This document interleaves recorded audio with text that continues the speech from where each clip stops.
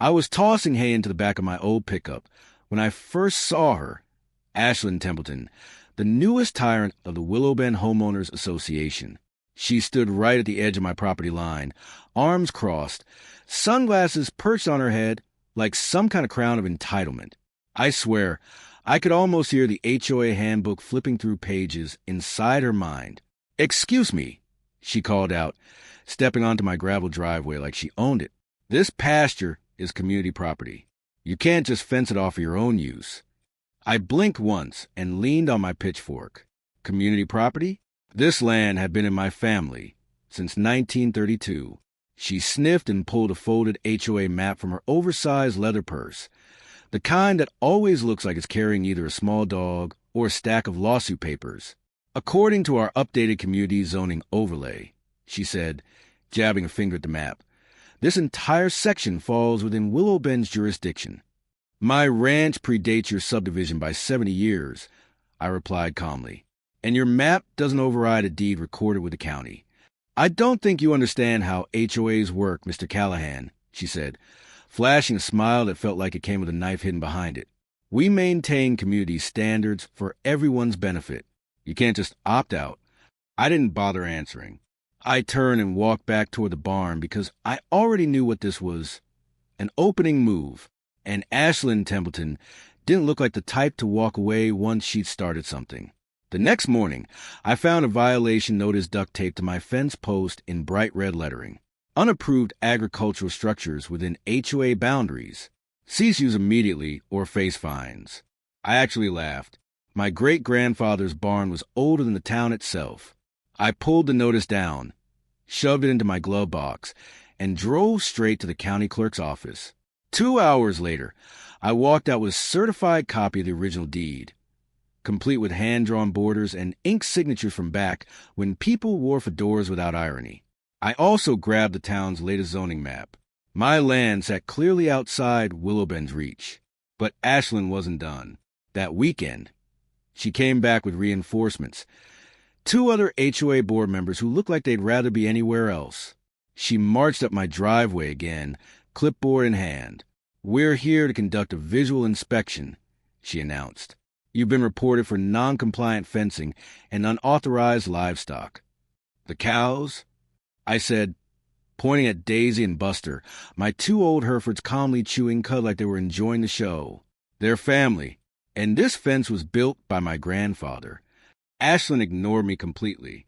She started snapping photos, muttering things like non-regulation wire and unsanctioned outbuildings. Meanwhile, her companions were already edging back toward their car. "You know," I said, holding up the deed, "trespassing is still illegal in this county." She froze mid-photo. "Unless you got a court order or a sheriff's badge," I added. "You're welcome to leave before I call someone who does." Her smug expression soured instantly. "You'll be hearing from our legal team, Mr. Callahan." I gave her a mock salute, looking forward to it. Monday morning brought a knock, but not my front door. Instead, someone tapped on my workshop window, which was a strange choice considering the porch was right there. I stepped outside, still pulling on my flannel, and found a man in a pressed gray suit standing beside a black sedan with tinted windows. He looked like the kind of guy who wore cologne to bed. "Mr. Callahan?" he asked, opening a leather folder embossed with silver logo. "Gregory Laramie, counsel for the Willow Bend Homeowners Association. I've been asked to deliver a formal cease and desist on behalf of my clients." I studied him for a moment. "You always sneak onto people's property through side entrances, Gregory." He cleared his throat. "Your property status is currently under review. My clients believe it falls within their governing charter, following a recent boundary expansion ratified last quarter. Unless that expansion was approved by the county zoning board and signed off by the land registrar." I said, "You're standing on private land without permission. You want to call the sheriff. Or are you leaving on your own?" He hesitated, then extended the folder. "Just read it. You'll find the language very clear." I flipped through the pages. It was full of legal jargon dancing around the idea that Willow Bend had absorbed several nearby lots after a vote held in a special session back in February. My parcel number was listed, along with others, But there were no government signatures, no public notice, no survey documentation. Just bold claims and empty threats. You folks voting yourselves into other people's yards now. I asked, waving the papers. That's how kingdoms used to work, not legal districts. Gregory gave a thin smile. I'm just a messenger. If you choose not to comply, we'll proceed with civil action. Good, I said. Then I can countersue for fraudulent claims, harassment, and attempted land theft. He blinked. That's a bit dramatic. Dramatic is showing up at dawn and pretending paper give you power. I replied, turning away. Next time, bring a warrant. By Wednesday, I had a surveyor on my property, Harold McClintock, a man who'd mapped half the county over the past 40 years. He showed up with laser equipment, satellite data, and enough archive records to make that cease and desist look like a grocery list. You weren't kidding, Jack, Harold said, examining an old cedar post near the creek. This stake's original, still has iron pins under it. They don't make markers like this anymore. HOA says I'm inside their borders, I told him. He snorted. They'd have to move a river to make that true. By Friday, I had notarized documentation tracing every boundary line from 1932 to today. My ranch sat a full quarter-mile outside Willow Bend's limits. That should have ended things.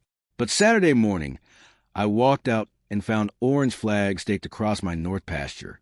Each one was labeled Future Fence Line, HOA Property. Someone had even spray-painted a bright X on the side of my hay barn. I didn't call the sheriff. Instead, I drove straight to the county records office and sat down with Deputy Registrar Lynette Booker, a no-nonsense woman who'd been handling zoning longer than most. OA members had been alive. They filed what? She asked, scrolling through her system.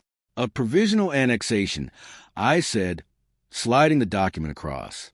Backdated to February. Claims they have majority approval. She clicked a few more times, then leaned back with a low whistle. That's not how this works.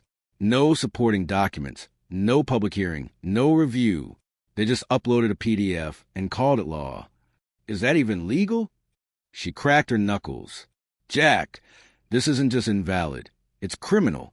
Falsifying public records is a felony. I'm forwarding this to the district attorney. I left with a signed affidavit, an official rejection of their annexation. But I knew Ashlyn wasn't done yet, and I wasn't about to wait around for her next move.